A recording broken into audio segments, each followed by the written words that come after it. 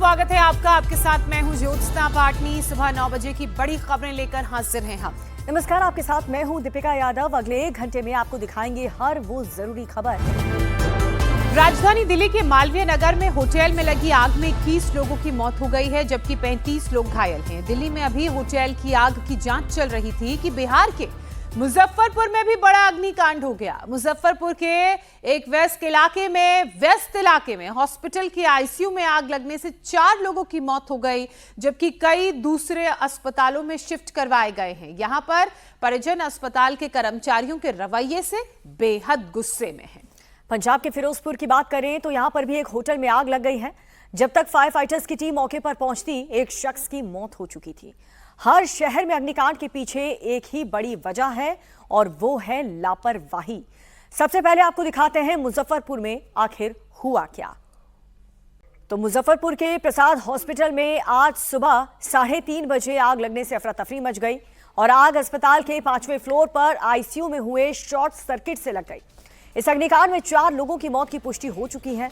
कई मरीजों को दूसरे अस्पताल में शिफ्ट करवाया गया है। बताया जा रहा है कि मरने वालों का जो आंकड़ा है वो अभी और बढ़ सकता है। फायर ब्रिगेड की टीम मौके पर पहुंच करके मरीजों को बाहर निकाला। अस्पताल प्रशासन के मुताबिक आग की शुरुआत आईसीयू वार्ड में शॉर्ट सर्किट से हुई थी और देखते ही देखते आग ने विकराल रूप अख्तियार कर लिया। पूरे आईसीयू में धुआं भर गया। आसपास के लोगों को जब इसकी जानकारी लगी तो उन्होंने तुरंत फायर ब्रिगेड को इसके बारे में बताया और मौके पर फायर ब्रिगेड की आधा दर्जन से ज्यादा गाड़ियां पहुंची। फायर ब्रिगेड ने कड़ी मशक्कत के बाद आग पर काबू पाया। कई मरीजों को पास के अस्पताल में रेफर भी किया गया। घटनास्थल पर चारों तरफ चीख पुकार मच गई। माहौल भयभीत, लोग डरे हुए थे, भय वाला माहौल था। मरीजों के परिजन अपनों की तलाश में बेहद परेशान इधर उधर घूम रहे थे। अस्पताल प्रबंधन की ओर से कहा गया कि वे प्रशासन के साथ पूरा सहयोग कर रहे हैं और दुर्घटना की जांच कराई जा रही है। लेकिन ये जो तस्वीरें आप देख रहे हैं ये बताती हैं कि कैसे एक बार फिर से अस्पताल में लापरवाही का सीधा सीधा खामियाजा वहां एडमिट मरीजों, उनके तीमारदारों को भुगतना पड़ रहा है। इस घटना से पूरे मुजफ्फरपुर में शोक की लहर है। बिहार के सीएम सम्राट चौधरी ने अग्निकांड पर दुख जताया है। सीएम ने मृतकों के परिजनों को 4-4 लाख की आर्थिक सहायता का फौरन निर्देश दिया है। तो वहीं सम्राट चौधरी ने अपनी पोस्ट में लिखा, घायलों के इलाज के लिए सदर अस्पताल में इंतजाम किए गए हैं।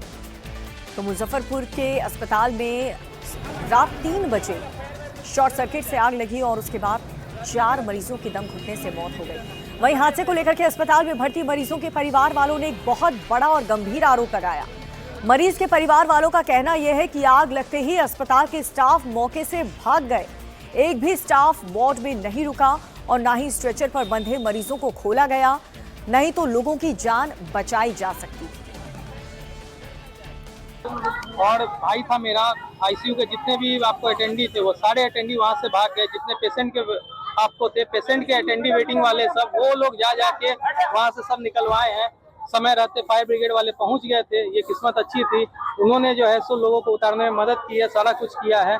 नहीं अगर वो लोग भी नहीं पहुंचते तो बहुत स्थिति ज्यादा खराब होती।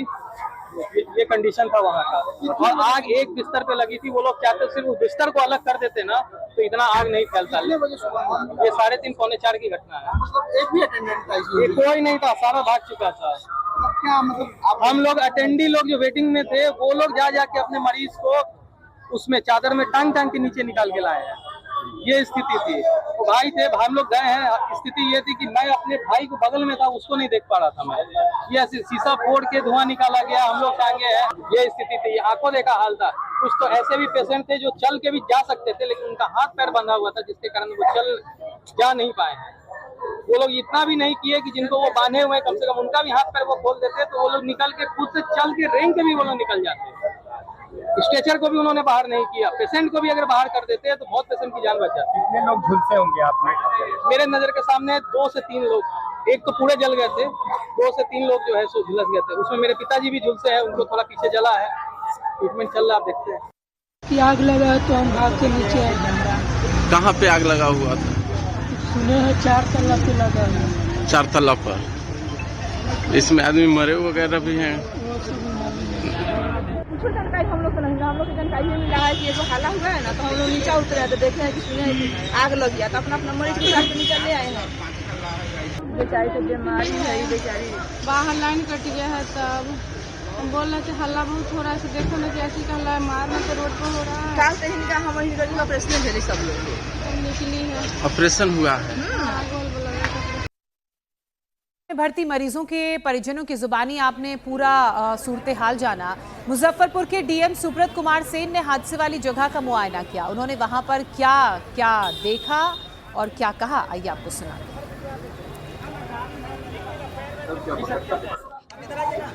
एक दुखद घटना हुई है अर्ली मॉर्निंग में, जिसकी जानकारी हम लोगों को भी मिली है। और उसमें जो है 3 लोगों की अभी तक मृत्यु की कंफर्म कर रहे हैं। उनके परिजन अगल बगल में अस्पतालों में ले गए हैं। ये 3 मृत्यु की सूचना आ रही है, इसको हम लोग कंफर्म कर रहे हैं। और जो भी कानूनी कार्रवाई है उसको आग पर काबू कर लिया गया है, उसको हम लोग देख रहे हैं। और फायर अफसर के मुताबिक अस्पताल में धुआं भरा हुआ था, जिसकी वजह से मरीजों की जो तबीयत है वो और भी ज्यादा खराब हो गई। बताइए क्या घटना घटी है सर? 3:55 में हम लोग को सूचना मिला कि प्रसाद हॉस्पिटल में आग लगी हुई है। सूचना पाते ही हम लोग यहाँ घटना स्थल पर पहुँचे। 5वां तला पर आईसीयू में शॉर्ट सर्किट से आग लगी हुई थी। हम लोग वहाँ पर बहुत रोगी थे, भगदड़ की स्थिति मची हुई थी। हम लोग किसी तरह शांत करा के धीरे धीरे रेस्क्यू करके हम लोग निकालना बाहर किया। करीब 15 से 20 व्यक्ति को हम लोग रेस्क्यू करके बाहर निकाले हैं और 2 आदमी मृत हो गए हैं और आदमी के अगल बगल हॉस्पिटल में एम्बुलेंस को द्वारा भेजा गया है। अब वहाँ की स्थिति क्या है हम लोग को पता नहीं है। यहाँ सब कंट्रोल में है, यहाँ किसी प्रकार के नहीं अब कोई दिक्कत है। आग को हम लोग कंट्रोल कर लिया है और सभी रेस्क्यू करके बाहर निकाल दिया। आईसीयू से जिस समय निकाले हैं उस समय क्या स्थिति थी मरीजों की? आईसीयू में सब भरा होता है। आईसीयू में सीरियस मरीज ही रहते हैं। आईसीयू में कोई साधारण मरीज नहीं, सीरियस मरीज रहते हैं। सभी लोग हम लोग बाहर निकाले हुए हैं। अब दूसरा अस्पताल में पता करना है कि जो यहाँ से अस्पताल में भेजा गया वहाँ पर क्या स्थिति है, वो हम लोग करेक्ट अभी मालूम नहीं। आशंका क्या जताई जा सकती है? सब सीरियस रोगी थे, सारा सीरियस रोगी थे। सीरियस रोगी आईसीयू में जाते हैं, वहाँ से निकाला गया है। अब दूसरा अस्पताल में क्या स्थिति है, अब तो वहाँ भी हम लोग छानबीन करने की स्थिति में जाकर देखेंगे क्या हो रहा है। चलिए सीधे हमारे सहयोगी नीतीश चंद्र का रुख कर लेते हैं। इस वक्त हमारे साथ जुड़ चुके हैं नीतीश। मुजफ्फरपुर के प्रसाद अस्पताल में जो हुआ वो बेहद दर्दनाक था, अफसोसजनक था, लेकिन एक बड़ी बात सामने आई है कि अस्पताल स्टाफ मौके पर मौजूद नहीं था, अटेंडेंट्स नहीं थे। आईसीयू में ये आग लगी कैसे और फिलहाल मरीजों की हालत कैसी है? क्या मृतकों की संख्या में इजाफा हुआ है? देखिए, डीएम ने अभी पुष्टि की है कि 4 मरीजों की मौत हुई है और ये वो मरीज हैं जो आईसीयू में भर्ती थे। दम घुटने से अधिकांश की मौतें हुई हैं। एक मरीज के बारे में जानकारी मिली है कि जलने से उसकी मौत हो गई।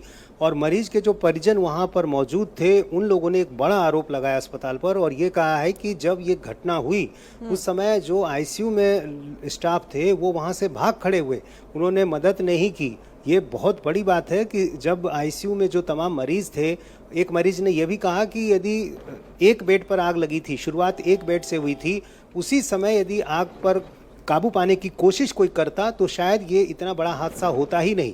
लेकिन वहाँ जो लोग थे वहाँ से भाग खड़े हुए और उसके बाद जो मरीज के परिजन जो अस्पताल में ही दूसरे हिस्से में थे, कोई वेटिंग रूम में था, कोई छत पर सो रहा था, वहाँ जब चीखने चिल्लाने की आवाज़ें पहुँची तब लोग दौड़ कर आए और जो परिजन थे उन्होंने अपने अपने मरीजों को निकाला। किसी ने चादर में अपने मरीज को ले जाने की कोशिश की, कोई स्ट्रेचर लेकर भागा।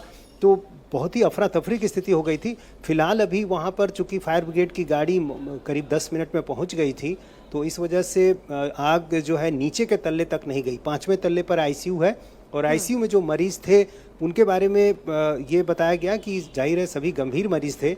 और एक परिजन ने तो ये भी बताया कि एक मरीज का हाथ जो है वो बंधा हुआ था, वो बंधे हालत में ही रह गया और इस वजह से उसकी मौत हो गई। यानी अस्पताल की तरफ से निश्चित रूप से यदि मरीज के जो परिजन कह रहे हैं, एक बड़ा आरोप है, गंभीर आरोप है कि ऐसे मौके पर थोड़ी बहुत कोशिश तो जरूर की जानी चाहिए थी ताकि जो परिजन थे उनको समय रहते वहां से निकाला जा सके। बिल्कुल, ये बहुत बड़ी लापरवाही नीतीश यहाँ पर स्टाफ की तरफ से देखी गई है। हालांकि जांच के बाद और भी सच सामने आएंगे। बहुत बहुत शुक्रिया नीतीश आपका इस जानकारी के लिए। दिल्ली के मालवीय नगर में फ्लोरेस्ट वे होटल में हुए भीषण अग्निकांड में 21 लोगों की मौत हो चुकी है। कई लोग अब भी घायल हैं। अब इस पूरे मामले में बड़ा एक्शन शुरू हो चुका है।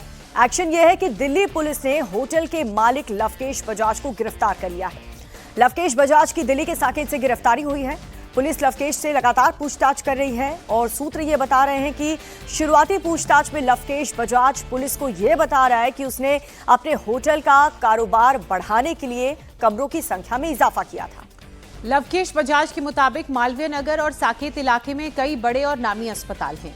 यहाँ देश विदेश से बड़ी संख्या में मरीज इलाज कराने के लिए आते हैं, लेकिन उनके तीमारदारों के ठहरने की पर्याप्त व्यवस्था नहीं होती और इसी वजह से आसपास के होटल्स में इन तीमारदारों को कम दरों पर रहने की सुविधा मिल जाती है। इस भीषण अग्निकांड के बाद सीएम रेखा गुप्ता भी एक्शन में आ गई हैं। उन्होंने मामले की मैजिस्ट्रियल जांच के आदेश दे दिए हैं। तो वहीं उपराज्यपाल ने दिल्ली के गृह मंत्री के साथ हाई लेवल मीटिंग के बाद पूरी दिल्ली के होटल्स की जांच के भी आदेश दे दिए। एलजी के आदेश के बाद आज दिल्ली के अलग अलग इलाकों में जांच अभियान चलाया जाएगा। सरकार ये सुनिश्चित कर रही है कि जिस भी होटल में नियम को तोड़ा गया है या नियम को ताक पर रखा गया है उसे तुरंत सील किया जाए।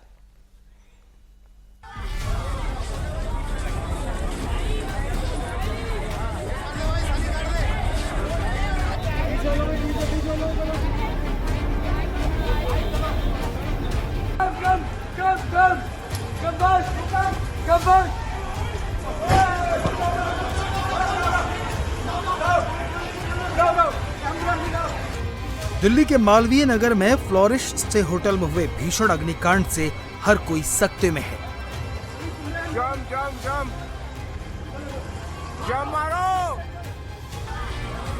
ये तस्वीरें बार बार ज़हन में आ रही हैं। 5 मंजिला होटल में आग की लपटें, होटल की खिड़कियों से कूदते लोग, जान बचाने के लिए चिल्लाते मुसाफिर। ये सब बार बार आंखों के आगे आ रहा है।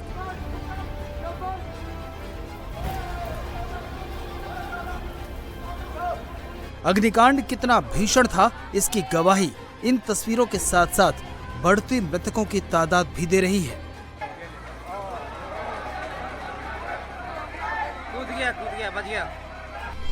फ्लोरिश स्टे होटल अग्निकांड में बुधवार रात तक 21 लोगों की मौत की पुष्टि हो चुकी है। इसमें 10 भारतीय जबकि 11 विदेशी हैं। वहीं घायलों में 21 विदेशी हैं, जिनमें 10 वेंटिलेटर पर हैं। 14 भारतीय भी घायल हैं।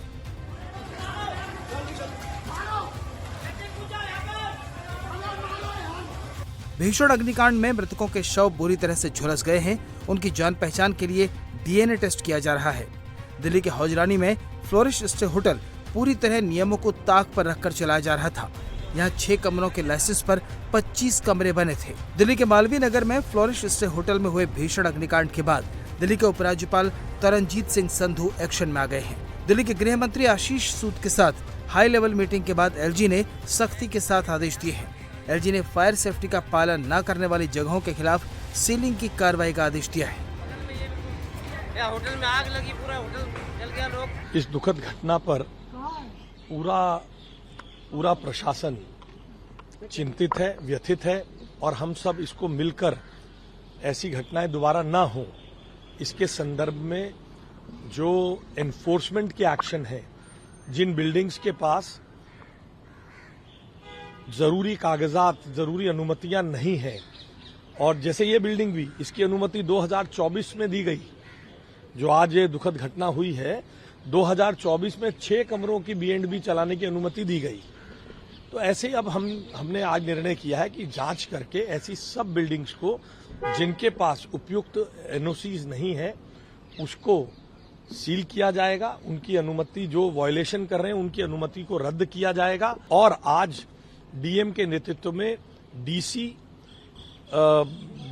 एसडीएम डीडीएम में, एसडीएम क्षेत्र का और अन्य अधिकारी मिलकर, बिजली विभाग मिलकर ऐसी सब बिल्डिंगों की जांच कर रहा है। उनको तुरंत प्रभाव से सील किया जाएगा। एलजी तरनजीत सिंह संधू के आदेश के बाद आज से पूरी दिल्ली के hotel, nursing home, coaching classes के लिए अभियान चलाया जाएगा। जिनके पास एनओसी नहीं होगी उन्हें सील किया जाएगा। नियम तोड़ने वालों के लाइसेंस रद्द किए जाएंगे। डीसी, एसडीएम और बिजली विभाग सभी इमारतों की जांच करेगा। प्रशासन पूरी दिल्ली में जागरूकता अभियान चलाएगा। भीषण अग्निकांड के मामले में दिल्ली पुलिस ने कड़ी कार्रवाई करते हुए होटल मालिक लवकेश बजाज को गिरफ्तार किया है। गिरफ्तारी से पहले लवकेश इधर उधर ठिकाने बदल रहा था। उसके खिलाफ लुकआउट नोटिस जारी हो चुका था। आखिरकार उसे साकेत से पकड़ लिया गया। पुलिस ने मामले में गैर इरादतन हत्या समेत बीएनएस की कई धाराओं के तहत केस दर्ज किया है। दिल्ली के मालवीय नगर इलाके में हुई अग्निकांड के मुख्य आरोपी होटल के मालिक को दिल्ली पुलिस ने गिरफ्तार कर लिया है। लोकेश बजाज को साकेत इलाके से ही दिल्ली पुलिस ने गिरफ्तार कर लिया है। आपको बता दें कि अग्निकांड के घटना के बाद से ही दिल्ली पुलिस लगातार होटल मालिक लोकेश की तलाश में जुटी हुई थी और दिल्ली पुलिस की कई टीमें लगातार उसके संभावित सभी ठिकानों पे, उसके दफ्तर पे, उसके घर पर लगातार दबिशें दी जा रही थी, लेकिन लोकेश सुबह से ही अपने घर से फरार था। दिल्ली पुलिस ने ट्रेस करते हुए उसको गिरफ्तार किया। अब लोकेश से तमाम ऐसे सवाल हैं जिससे लगातार दिल्ली पुलिस पूछताछ करेगी और जिस तरीके से होटल बनाया गया था और B2B स्कीम के तहत इस होटल का संचालन किया जा रहा था, लेकिन होटल के संचालन में तमाम नियमों की धज्जियां उड़ाई गई थी। आपको बता दें कि जो अनुमति थी 6 रूम बनाए जाने की, वहां 19 रूम बनाए गए थे और जो बिल्डिंग थी ग्राउंड प्लस 5 यानी 6 फ्लोर की जो बिल्डिंग है, उस बिल्डिंग में अंदर जाने और बाहर निकालने का सिर्फ 1-3 फुट का रास्ता था, जिसकी वजह से आगजनी की घटना होने के बाद से जो लोग होटल में ठहरे हुए थे वो बाहर नहीं निकल पाए। यही वजह है कि 49 लोग इस हादसे का शिकार हुए, जिसमें से 21 लोगों की मौत हो गई। इसमें से भी 12 विदेशी नागरिक बताए जा रहे हैं। इस हादसे के बाद दिल्ली सरकार भी सख्त हो गई है और इस इलाके में पूरे दिल्ली में जो B2B स्कीम के तहत जिन होटल्स को लाइसेंस दिए गए हैं उनका फिर से जांच कराने के आदेश दिए गए हैं। जांच एजेंसियां होटल की सुरक्षा और लाइसेंस से जुड़े दस्तावेजों की पड़ताल कर रही हैं। सूत्रों की माने तो लोकेश बजाज ने पूछताछ में बताया कि उसने अपने होटल का कारोबार बढ़ाने के लिए कमरों की संख्या में इजाफा किया था। लोकेश ने बताया कि मालवीय नगर और साकेत इलाके में कई बड़े और नामी अस्पताल हैं। यहाँ देश विदेश से बड़ी संख्या में मरीज इलाज के लिए आते हैं, लेकिन उनके तीमारदारों के ठहरने की पर्याप्त व्यवस्था नहीं होती। इसी वजह से आसपास के होटलों में इन तीमारदारों को कम दरों पर रहने की सुविधा मिल जाती है। आग सुबह करीब 8 बजे लगी और कुछ ही मिनटों में लपटों ने पूरे होटल को चपेट में ले लिया। आग लगने से बिजली कटी तो पावर कट से मेन गेट लॉक हो गया। बाहर निकलने का रास्ता बंद हो गया। ग्लास की विंडो सील थी, लेकिन लोगों ने किसी तरह उसे तोड़ा। कोई दूसरी मंजिल से कूदा तो कोई तीसरी मंजिल से। एक मां ने अपने बेटे को सीने से चिपकाए तीसरी मंजिल से छलांग लगा दी। जब तक फायर ब्रिगेड की गाड़ियां पहुंची तब तक आसपास के लोग इकट्ठा हो चुके थे। उन्होंने आग के बीच फंसे लोगों को बचाने की पूरी कोशिश की। खिड़कियों के ग्लास तोड़े, जमीन पर गद्दे बिछा दिए। नीचे से सब्जी वालों की कॉल आनी शुरू हो गई थी कि आग लग रही है, तो हम नीचे उतर के आए, देखा तो शीशों में से आवाजें आ रही थी, हेल्प हेल्प, हाथ मार रहे थे। शीशे ना खुलने वाले नहीं थे, ये ब्लॉक थे, ये मतलब ऐसे भी नहीं थे खुल जाएं। फ्लारिश स्टे होटल के मालिक लवकेश बजाज ने पूछताछ में बड़ा खुलासा किया है। पुलिस सूत्रों का कहना है कि लवकेश ने पूछताछ में पुलिस को यह बताया कि उसके पास खुद जाकर जगह को संभालने या उसकी देखरेख करने का समय नहीं था, इसलिए उसने इस जगह की रोजमर्रा के कामकाज की जिम्मेदारी किसी दूसरे व्यक्ति को सौंपी थी, जो बिलिंग, हिसाब किताब और पूरे मैनेजमेंट का काम देख रहा था।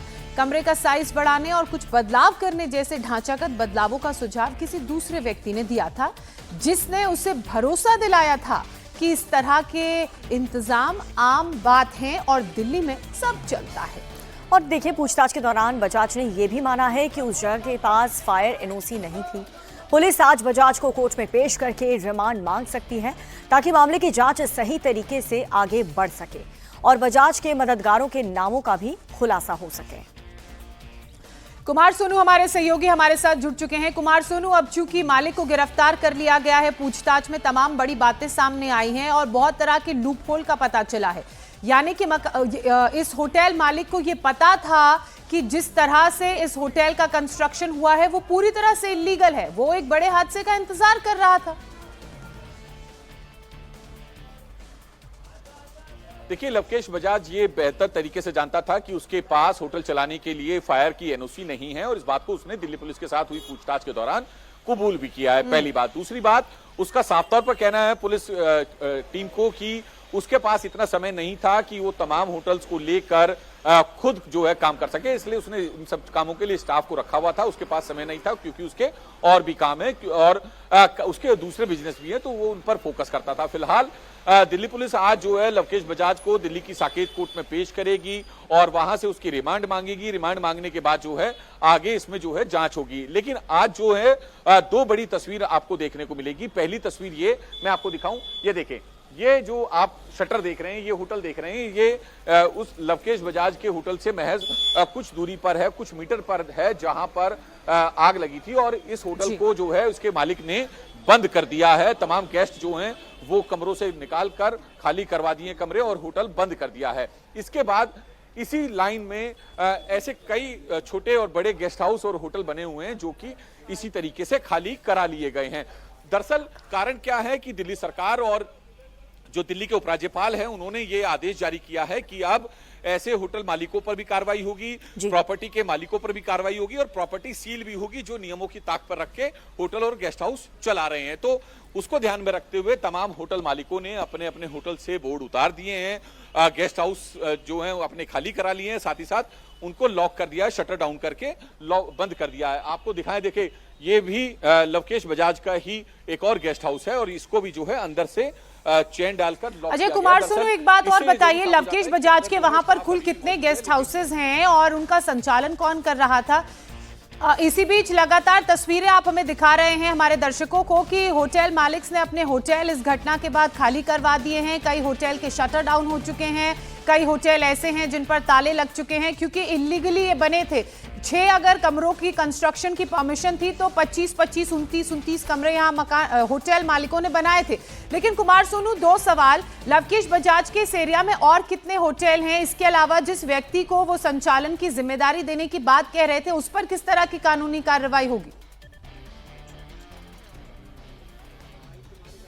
देखिए, बिल्कुल मैं आपको बता दूं कि लवकेश बजाज के जो हैं तकरीबन 3 होटल जो हैं इस एरिया में बताए जा रहे हैं। टोटल बताया जा रहा है कि उसके 6 हैं जिसमें उसके 2 पार्टनर और भी हैं। लेकिन सवाल ये है, जिस होटल में आग लगी उसका जो लाइसेंस है वो किसी और शख्स के नाम पर था, तो पुलिस अब उसे भी गिरफ्तार करेगी। जाहिर सी बात है क्योंकि उसके नाम पर पूरा जो है होटल का उसका बिजनेस जो है वो ऑपरेट कर रहा था लवकेश बजाज।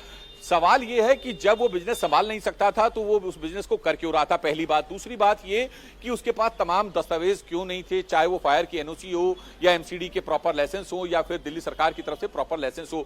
बीएनबी स्कीम के तहत सिर्फ 6 रूम को ऑपरेट करने की इजाजत दी गई थी, जो बेड एंड ब्रेकफास्ट, जो की साल 2007 में कॉमनवेल्थ गेम्स से पहले जो है ये स्कीम दिल्ली सरकार लेकर आई थी। और ऐसे में 25-25 कमरे यहाँ पर बने हुए हैं। जो दूसरे भी हैं, आप देखिए मालवीय नगर का ये हौजरानी इलाका है, मैं आपको तस्वीरें भी दिखाऊंगा, बड़ी इंटरेस्टिंग तस्वीरें हैं। आप ये देखिए, ये गलियां हैं। अगर यहां से आमने सामने से 2-3 बाइक या 2 व्हीलर एक साथ आ जाएं तो उन्हें अपनी गाड़ियों को साइड में करना पड़ता है निकलने के लिए। यहां पर ये जो है कमरे बने हुए हैं और इन्हीं के महज कुछ दूरी पर जो है दिल्ली के जो कुछ बड़े अस्पताल हैं वो हैं। दरअसल तीमारदार जब आते हैं अपने मरीज को लेकर तो उनके ठहरने की व्यवस्था नहीं होती है, तो यहाँ पर 2000 से लेकर 4000 तक के लिए पर डे के हिसाब से रूम उपलब्ध हैं। तो अब सोचिए, अगर इस गली में जो होटल बने हुए हैं, अगर यहाँ पर कोई आग जैसी दुर्घटना हो जाए तो दमकल विभाग की गाड़ी जो है अंदर तक नहीं जा सकती, सिर्फ 2 व्हीलर यहां से जा सकते हैं, 2 व्हीलर के अलावा कोई गाड़ी नहीं जा सकती। तो सवाल यह है कि इनकी जिम्मेदारी लेगा कौन? परमिशन जब नहीं थी तो क्यों चला रहे थे, और जब चल रहे थे तो संबंधित विभाग, चाहे वो दमकल विभाग हो, दिल्ली पुलिस हो, दिल्ली नगर निगम हो या फिर दिल्ली सरकार हो, उनके संबंधित अधिकारियों ने इन होटल मालिकों पर कार्रवाई क्यों नहीं की? क्या वो किसी बड़ी घटना का इंतजार कर रहे थे? मालवीय नगर अग्निकांड में 21 लोगों की मौत हुई, जिसमें विदेशी सैलानी भी थे, विदेशी नागरिक भी थे, जो यहाँ पर अपने इलाज के लिए अपने परिवार के सदस्य को लेकर आए हुए थे। और ऐसे में उनकी दर्दनाक मौत हो जाना, कुछ शवों को तो जो है पुलिस पहचान भी नहीं पा रही है, डॉक्टर पहचाने बहुत बड़ी लापरवाही कुमार सानू इस पूरे हादसे में देखने को मिली और ऐसे में कड़ी से कड़ी कार्रवाई होनी भी चाहिए। आप नजर बनाए रखिए। इसी बीच एक और बड़ी खबर, साउथ दिल्ली के मालवीय नगर के जिस इलाके में फ्लोरिश स्टे होटल था वो इलाका हौजरानी गांव में आता है और ये इलाका लाल डोरा गांव में है। यहाँ पर बड़े पैमाने पर अवैध इमारतें बनी हुई हैं। यहाँ की गलियों में तारों का जाल बिछा हुआ है। इंडिया टीवी संवाददाता अनामिका गौड़ ने फ्लोरिश स्टे होटल के ठीक पीछे वाली गली का जायजा लिया। आप भी देखिए।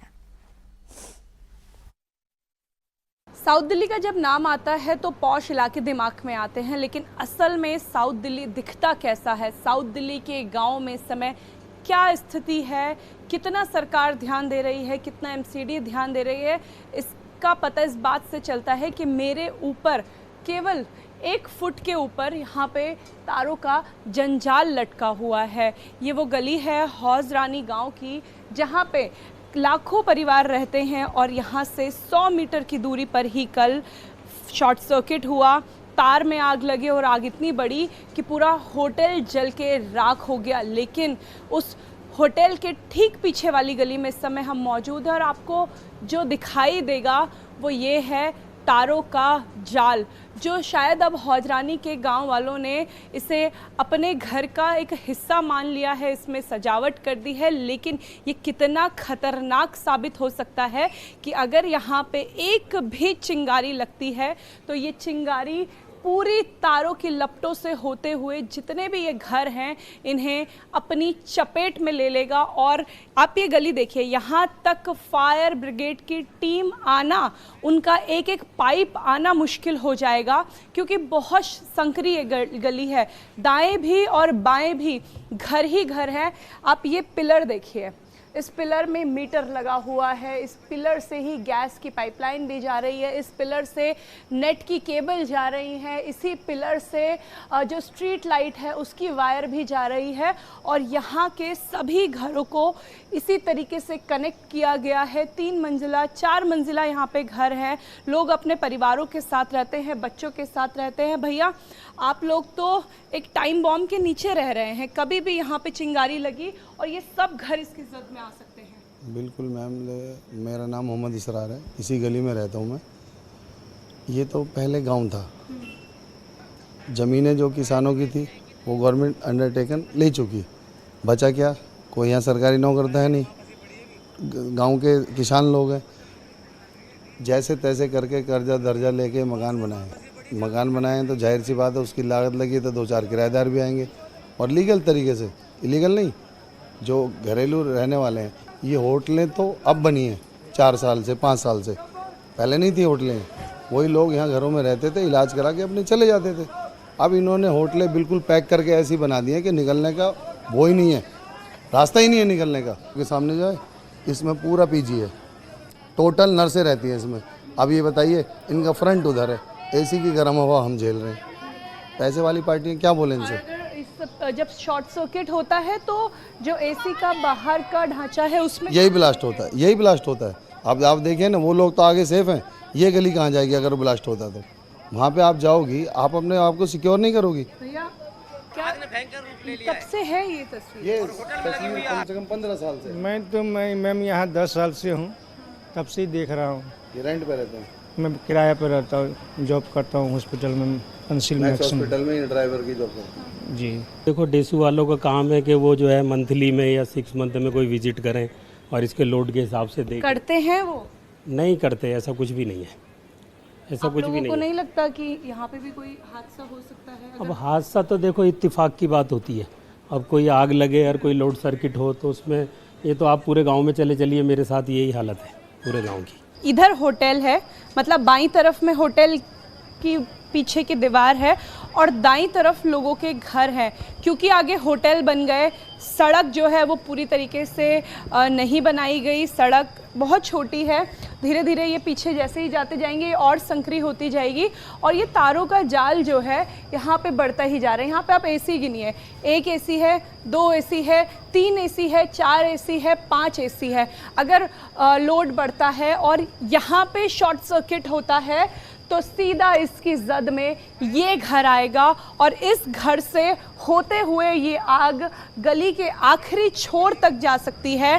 फिलहाल एमसीडी होटल्स की तो जांच कर रही है, लेकिन इन घरों का क्या जिनके आगे ये तारों का जाल लगा हुआ है और जो टाइम बॉम्ब करके कभी भी टिक टिक टिक टिक कर रहा है कि एक शॉर्ट सर्किट और कोई बड़ी दुर्घटना हौजरानी गांव में हो सकती है।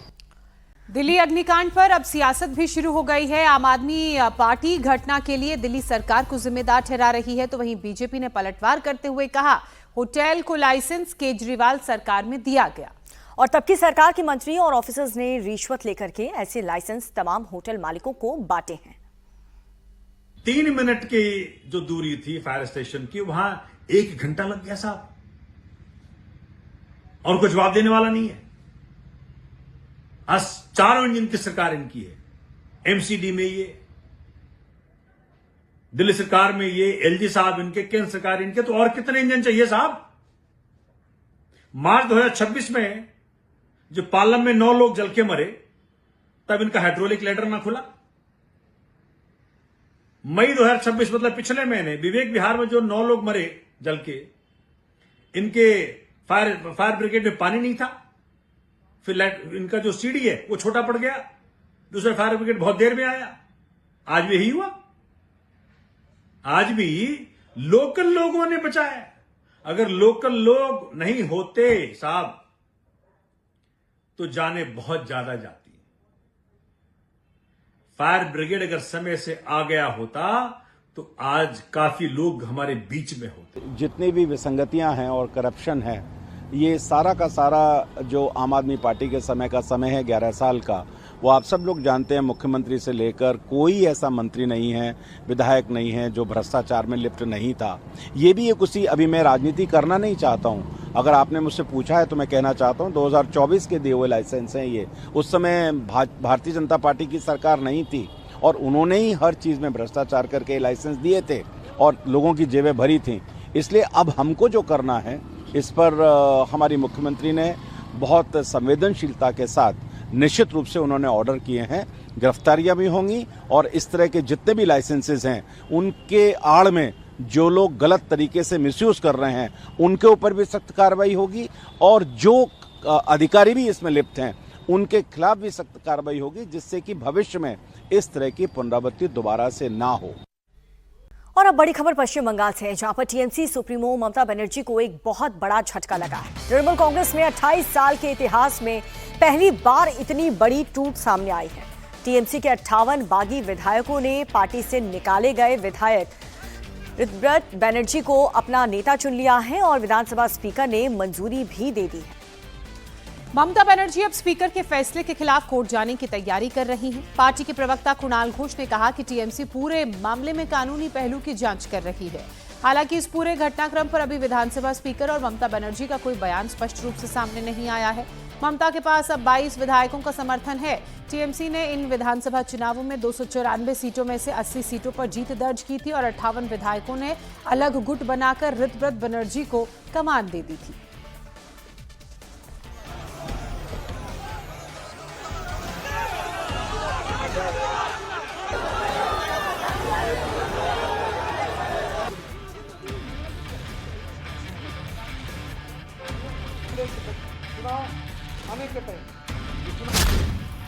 ममता बनर्जी की सबसे बड़ी परीक्षा।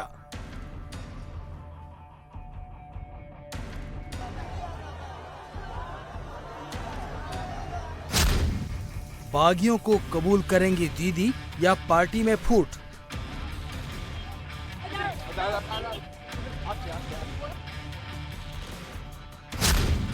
बागियों के खिलाफ कोर्ट जाने की तैयारी में ममता।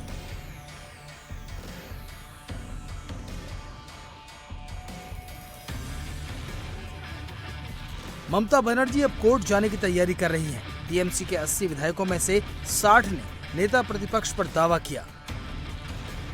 ममता बनर्जी द्वारा शोभनदेव चट्टोपाध्याय को विपक्ष का नेता बनाए जाने पर आपत्ति जताई।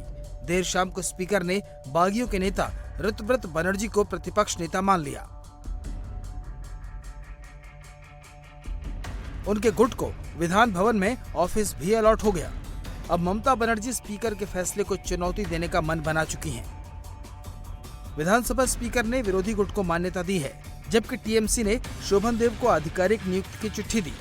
टीएमसी दावा कर सकती है कि पार्टी के आधिकारिक फैसले को नजरअंदाज किया गया। कलकत्ता हाईकोर्ट या सुप्रीम कोर्ट में याचिका दायर कर स्पीकर के आदेशों को चुनौती दी जा सकती है। महाराष्ट्र में शिवसेना एनसीपी मामले में स्पीकर के फैसलों को कोर्ट में चैलेंज किया गया है। कुछ लोग कुछ ट्रैप में आकर कुछ किया है तो उसके तरफ से एक खत जमा हुआ है, हमारा तरफ से एक खत जमा हुआ है और एक एक्सपेल्ड दल बदलू को वो स्पीकर सब रूम का चाबी अलाउ किया है। बाकी हमारा लीडरशिप पूरा पार्लियामेंट्री जो रीति है, जो लीगल पॉइंट्स है, देख रहे हैं। तो आइन के कानूनी कार्रवाई है। स्पीकर को पूछिए जो क्यों किया है। स्पीकर को तो पता है एक्सपेल किया है कि नहीं किया। वो जो हमारा परिषद दल को जो अप्रूवल दिया है, ये ऑनरेबल स्पीकर दिया है, ये तो कानून मन के किया है। उन्होंने रोज किया बोल रहा है रास्ता में, वो तो उसका उत्तर देने का मैं उस पोजीशन में नहीं हूँ। तो कितने विधायक आपके साथ है? 60 विधायक हम लोग के साथ। विधायक ने आज सिग्नेचर 58। तो क्या आने वाले दिनों में और विधायक आपके साथ जुड़ सकता है? टाइम जब आएगा बोलेंगे, मैंने आने के लिए सब तैयार है। टाइम जब आएगा उसका बात बुझा जाएंगे क्या होगा कि नहीं होगा। तृणमूल कांग्रेस के 80 में से 58 विधायकों ने बंगाल विधानसभा स्पीकर को लिखकर दे दिया कि विधानसभा में टीएमसी विधायक दल के नेता यानी leader of opposition Ritabrata Banerjee होंगे। इन 58 विधायकों के साथ 2 और विधायक स्पीकर के चैम्बर में पहुंचे, यानी टोटल नंबर हो गए 60।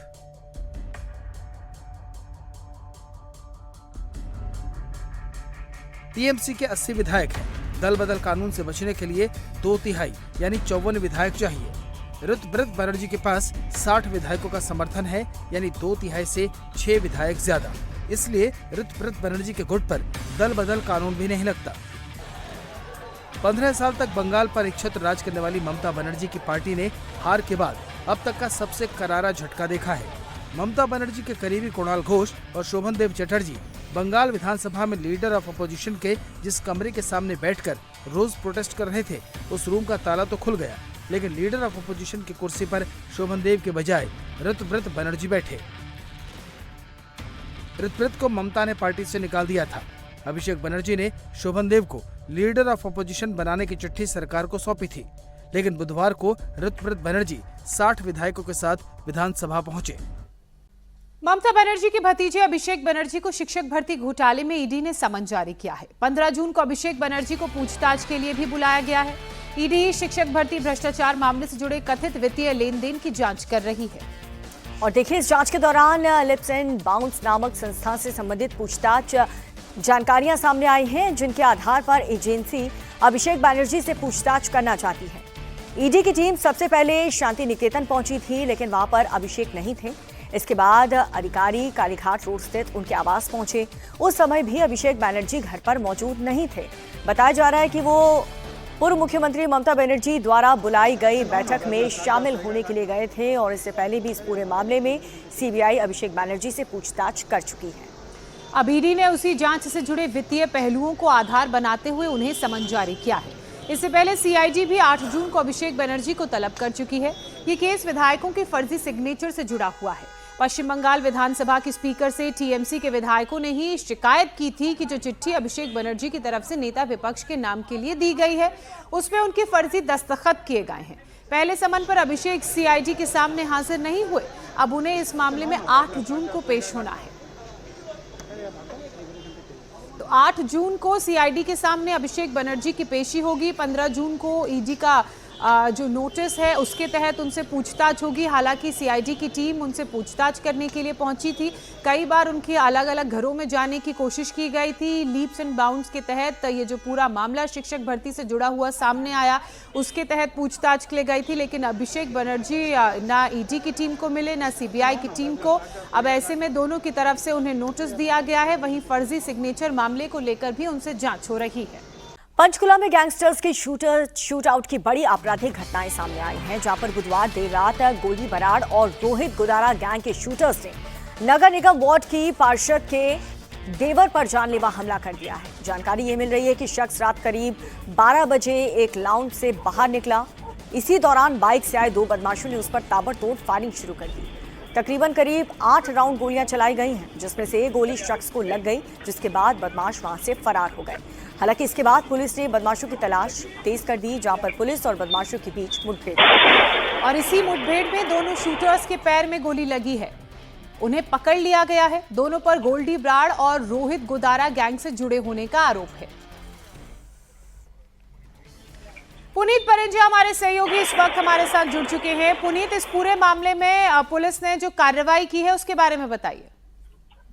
देखिए, ये जो पूरी घटना है ये कल देर रात 12 बजे की घटना है और ये सेक्टर 5 में जो स्वीट लॉन्ज है उसके बाहर जो है रतन लुबाना जो है एक पार्षद है वो निकल रहे थे, तभी पल्सर बाइक पर दो सवार आते हैं। बाइक सवार और करीब आउट राउंड गोलियां चलती हैं जिसमें एक गोली रतन लुबाना को लग जाती है और हमले के दौरान जो बदमाश हैं वो पिस्टल लोड करते समय 2 कारतूस मौके पर गिरा देते हैं और वारदात को अंजाम देने के बाद यमुनानगर हाईवे जो कि वहां से बिल्कुल साथ ही है, गुरुद्वारा नाडा साइड से होता हुआ सीधा यमुनानगर की तरफ निकलता है और उस तरफ वो भागते हैं।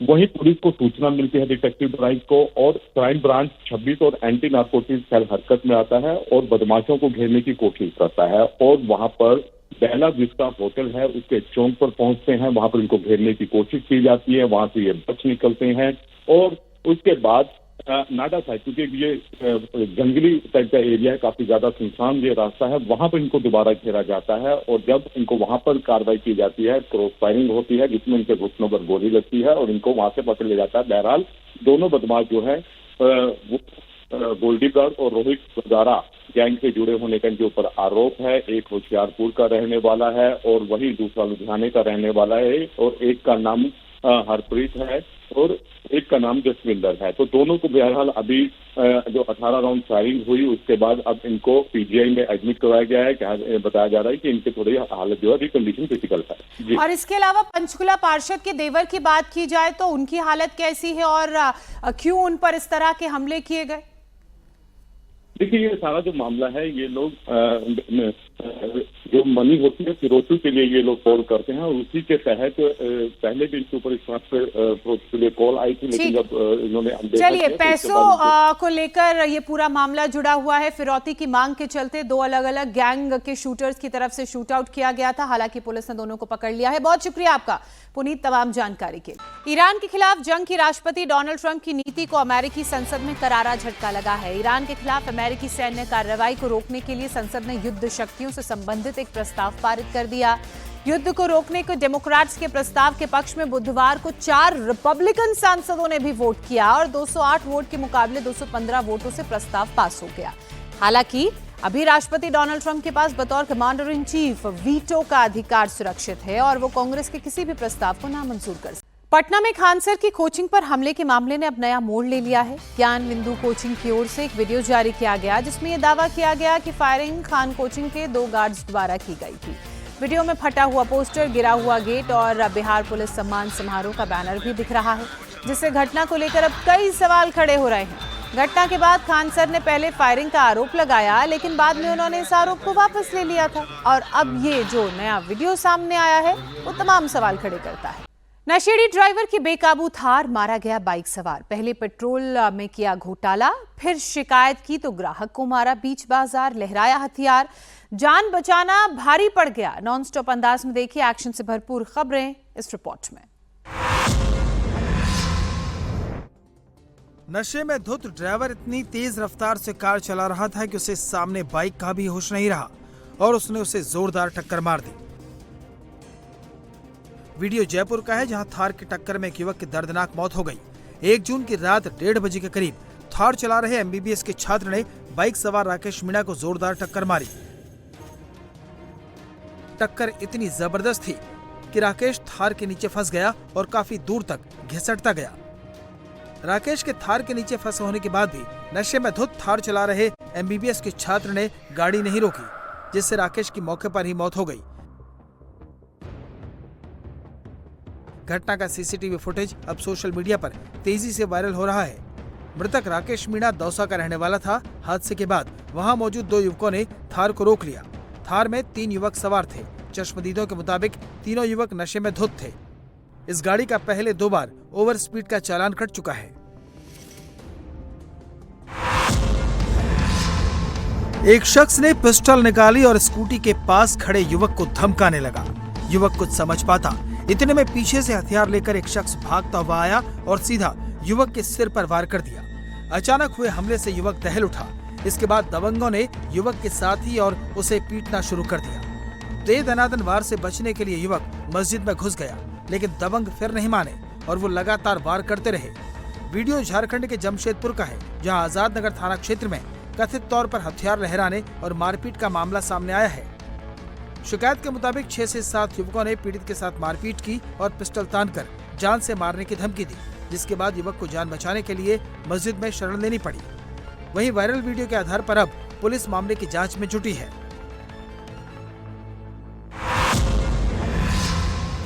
पेट्रोल पंप के कर्मचारी ग्राहकों की पिटाई कर रहे हैं। पहले एक ग्राहक को मारा, दूसरे ने विरोध किया तो 2 कर्मचारियों ने मिलकर उसे मारा, जमकर पिटाई कर दी, उसे जमीन पर गिरा दिया। इन ग्राहकों का कसूर सिर्फ इतना था कि इन्होंने पूरे पैसे देने के बाद भी कम पेट्रोल मिलने की शिकायत की। ग्राहकों की पिटाई और पेट्रोल पंप कर्मचारियों की गुंडागर्दी की तस्वीरें मध्य प्रदेश के बालाघाट की हैं। आवलझारी इलाके में स्थित बजाज पेट्रोल पंप पर बालाघाट के रहने वाले नवीन कसार अपने साथी के साथ पेट्रोल भरवाने के लिए गए हुए थे। बाइक की टंकी फुल कराने के बाद ग्राहकों को कम पेट्रोल दिए जाने का शक हुआ। शिकायत की तो विवाद हो गया। देखते ही देखते पंप संचालक और उसके कर्मचारी मिलकर दोनों युवकों पर लात घूंसे बरसाने लगे। पंप मालिक और कर्मचारियों की गुंडागर्दी कैमरे में कैद हो गई। मारपीट का वीडियो सोशल मीडिया पर अब तेजी से वायरल हो रहा है। वीडियो वायरल हुआ तो पुलिस एक्शन में आई। दोनों तरफ से थाने में शिकायत दर्ज कराई गई है। पुलिस ने पंप संचालक अशोक बजाज, इंदु बजाज और पंप के 3 कर्मचारियों पर मारपीट, गाली गलौज और जान से मारने की धमकी देने का मामला दर्ज कर लिया है। शख्स आराम से जा रहा था, सामने आवारा पशु लड़ रहे थे और जैसे ही शख्स ने स्थिति को भांपा, बचने की कोशिश में साइड हुआ, इतने में आवारा पशु ने उस पर अटैक कर दिया। वीडियो छत्तीसगढ़ के बिलासपुर का है, जहां घुमारवी शहर में आवारा पशुओं का आतंक लगातार बढ़ता जा रहा है। ताजा मामला शहर के दकड़ी चौक का है, जहां एक आवारा बैल ने अचानक एक राहगीर पर हमला कर दिया। बैल के हमले से राहगीर संतुलन खो बैठा और पास से गुजर रही एक कार से टकराकर सड़क पर गिर गया। हालांकि स्थानीय लोगों ने आवारा पशुओं को भगाया और घायल व्यक्ति को अस्पताल में भर्ती कराया। गनीमत ये रही कि शख्स कार की चपेट में नहीं आया और एक बड़ा हादसा होने से टल गया।